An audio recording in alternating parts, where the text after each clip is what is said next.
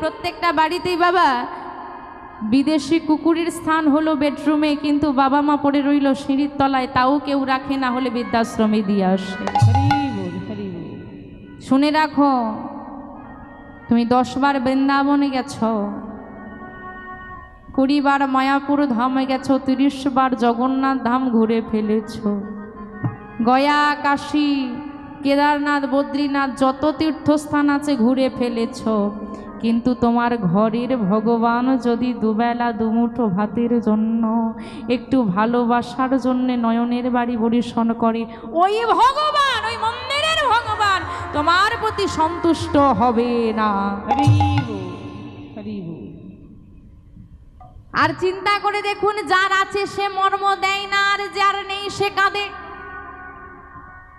মায়াবতী শুধু কাঁদে আর বলে, দয়াময় কি অপরাধ করেছিলাম, সব কেড়ে